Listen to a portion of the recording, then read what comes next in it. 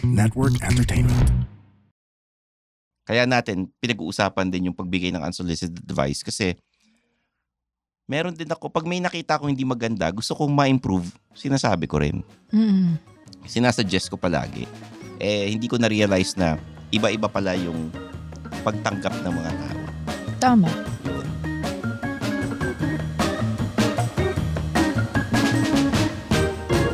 Mga Immortal, welcome to the Underpaid Podcast. I'm your host, Stanley Chi. Ito ang podcast na pro-employee para sa mga Immortal wherein we talk about work-related topics in a light manner na para nagkukwentuhan lang tayo.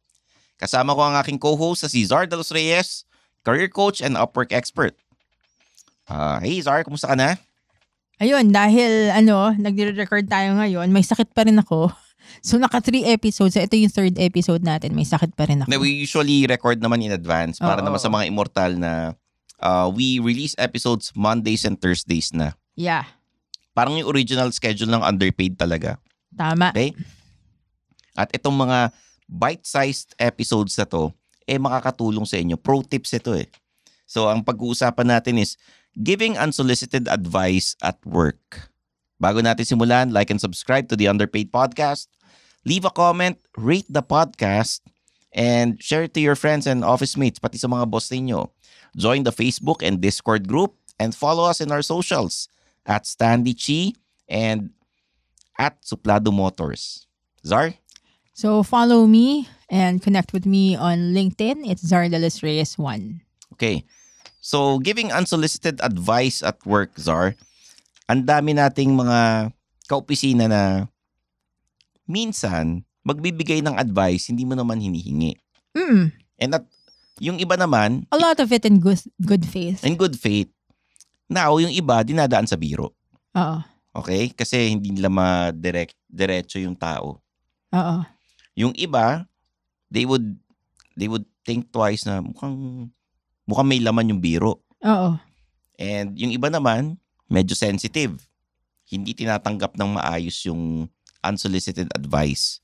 Lalo na kung ang style ng kaopisina mo is pinapahiya yung binibigyan ng advice in front of a lot of people. Yeah. Diba?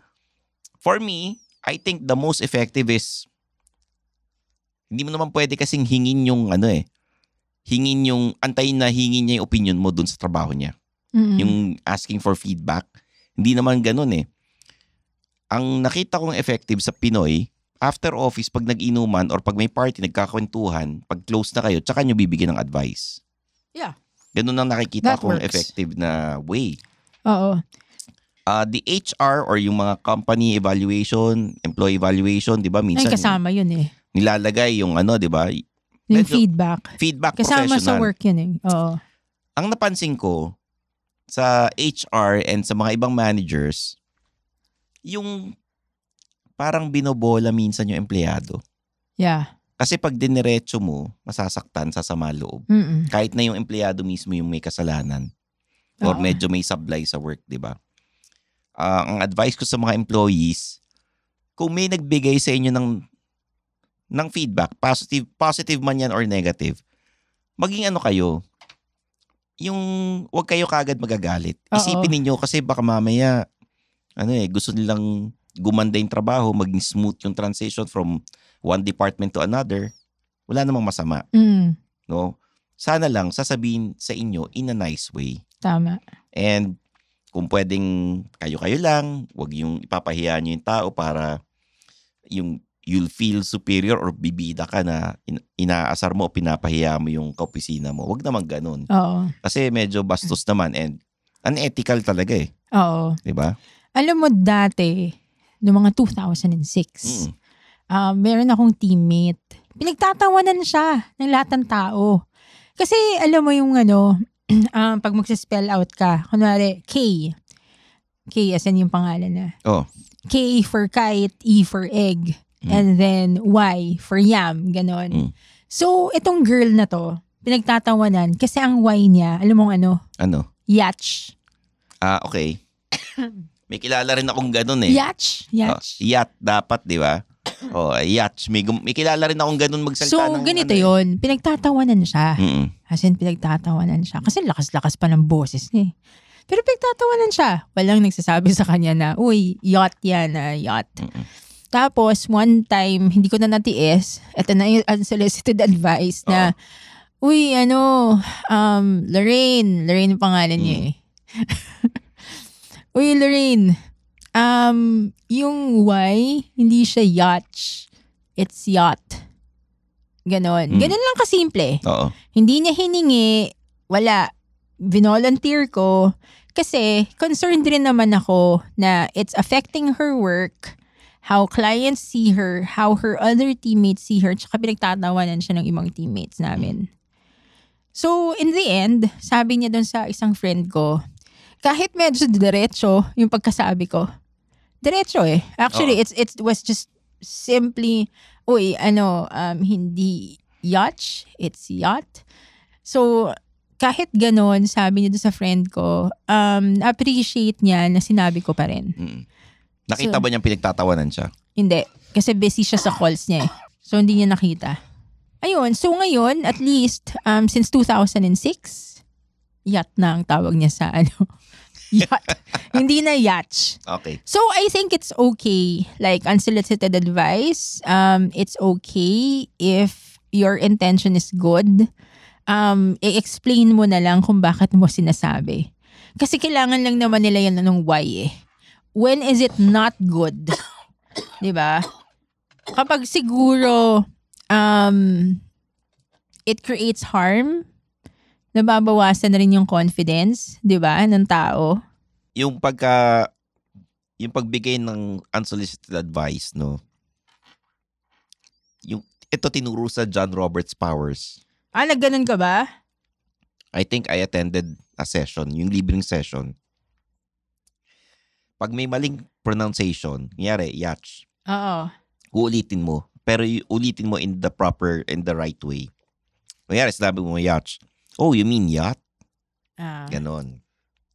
Yun daw yung tamang way para i-correct yung tao na hindi siya na-offend.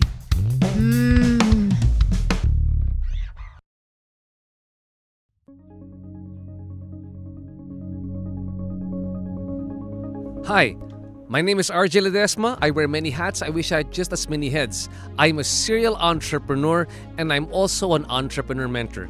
I'd like to invite all of you to please listen to the RJ Ledesma podcast. On my podcast, I listen to inspiring business leaders and entrepreneurs to learn more about how they think about doing business, what are their success secrets, and how we can replicate them, and more importantly, what business opportunities do they see emerging in the near future for us entrepreneurs. Listen to the RJ Ledesma podcast.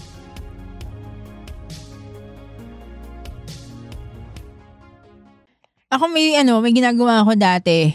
Sinasabi ko, matagal na to mga early 20s ako can you repeat that again?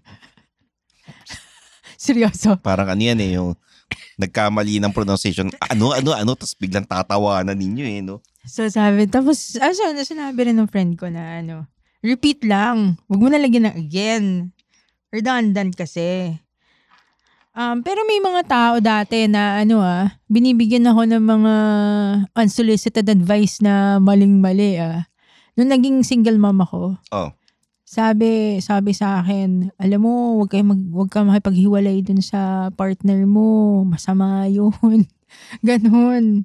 Kawawa naman yung anak mo. Yun. Yun mga nakaka-bad trip talaga yun. Okay. Yun, lumalaban ako dun. Sinasagot ko talaga. Dati, kukwento ko, meron akong nabigyan ng unsolicited advice. He took it in a way na hindi maganda. Ginawa sa'yo, binugbog ka? Hindi naman, parang kinausap ako na sinabing, sana kung magbibigay ako ng unsolicited advice, yung kami-kami lang. Saan ba ginawa? Sa grupo? It's parang Zoom meeting. And then may parang groups, small groups. Then I was giving an advice kasi sa akin, iniisip ko, when you're talking in front of a lot of people, you have to be presentable. Yeah. You have to be mingiti. Lalo na maging nice ka, di ba? And this particular person, pag nakikita ko siya, hindi siyang mingiti. Yeah. Mukha siyang mayabang. Oo. ang reputation niya is tinitingala ka and medyo yung alam mo na, religious na Oo. So you have to be nice, the impression should be okay, and yung itsura mo dapat babagay sa itsura mo. Nagbigay ako ng tips lang. And then he took it negatively. And mali ko rin naman kasi nga sana nga kinausap ko siya ng one-on-one. Oo. Para ibigay yung advice. Nag-sorry ako, pero na-realize naman niya na tama rin naman yung sinabi ko kasi nga humaharap siya sa tao. Minsan nasa TV, nasa online, di ba? So, yun. Lesson learned din sa akin. Kaya natin, pinag-uusapan din yung pagbigay ng unsolicited advice kasi meron din ako, pag may nakita akong hindi maganda, gusto kong ma-improve, sinasabi ko rin. Sinasuggest ko palagi. Hindi ko na-realize na iba-iba pala yung pagtanggap ng mga tao. Tama. Yun. Kaya, kumbaga, we learn as we go along. Nung mas mabata-bata pa ako nun Ganon. Ganun naman talaga eh.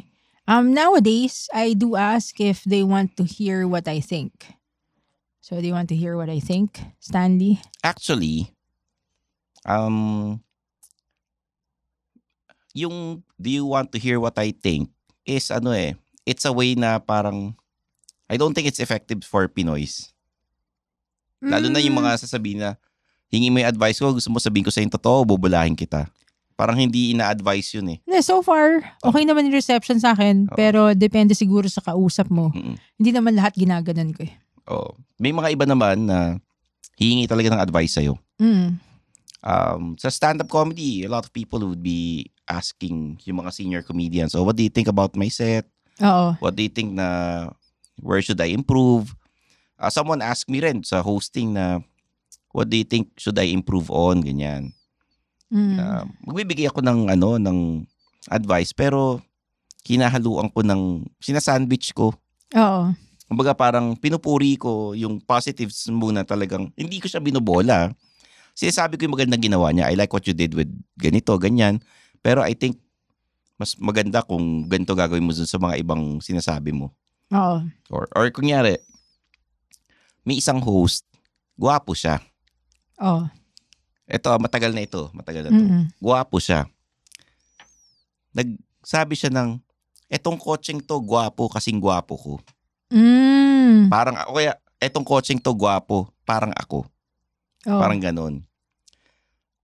Wala namang masama. Papatawa naman siya. Kaya lang, ang problema, gwapo talaga siya. Gwapo talaga siya. So, sabi ko, kasi nag-work yung joke na yun kung hindi ka ganun kapogi kaya lang ang gwapo mo Tapos sasabihin mo yun, baka mamaya isipin mayabang ka. Ganon. So, pinoprotektahan ko rin yung image ng tao. Ganon. So, kapag ikaw magsasabi nun, okay lang? Pwede. Kasi hindi naman ako si John Lloyd Sa bagay. Hindi naman ako si Gerald Anderson. Pag ako, papatawa ako ng ganyan, okay lang, tingin ko And yung mga iba, matatawa. Hinanay mo nga, pag sinasabi kong gwaping ako, natatawa siya Hindi ko alam kung bakit You'll get there. Yung lagi sinasabi sa'yo, diba? You'll get there. You'll get there. Ewan ko kung bakit. Ewan ko. Pero yun yung mga sample ng naranasan namin in our personal experience na minsan it's okay to help your colleague pero depende kung paano niya tatanggapin. Yung mga haters, lalaiting ka, kunyari online, may mga ginagawa kang videos, they're helping you improve Kahit na sabihin mong hindi maganda yung feedback, sinabi lang nilang hindi maganda. Pero, kung isipin mo, may point nga naman yung sinasabi nung nung hater na to or parang unsolicited advice. It helps You have to be open to feedback. Empleyado ka man, o business owner, di ba? Actually, ang hindi magandang tumanggap ng feedback minsan yung business owners Talaga? May mga ganun Oo. Ako nga, may hater ako dito Sino? Sino yung hater nagko-comment. May nagko-comment Ano sabi? Yung sabihin, hindi ko na nga papatulan. okay. Pero kung anong nasulat mo, nababasa ko, akala mo si Stanley lang nakakabasa nun. Ano ba? Hindi ko lang pinapansin. So yun. So, yung mga ganun, di ba? So, anyway. It's how you accept or how you handle yung feedback na binibigay sa inyo. Importante, nagagawa natin yung trabaho natin na maayos and we constantly improve. We learn as we go along. Diba? Ayun. So, sa mga immortal. Natatawa ako. Kasi may gusto ko sabihin eh. Hindi mo naman di ba? Yung sinasuggest nung taong yun, nag-comment na yun. Wala, unsolicited yun eh. Oo, unsolicited advice. Pero depende sa inyo kung paano tatanggapin. Kung gagawin nyo ba o hindi. Or deadma. Di ganun na lang ginagawa namin. Wala namang mawawala sa inyo pagka deadma sa unsolicited advice. Sinubukan ninyo. So, there you have it, guys. For Zardolas Reyes, I'm your host, Stanley Chi. And this is the Underpaid Podcast.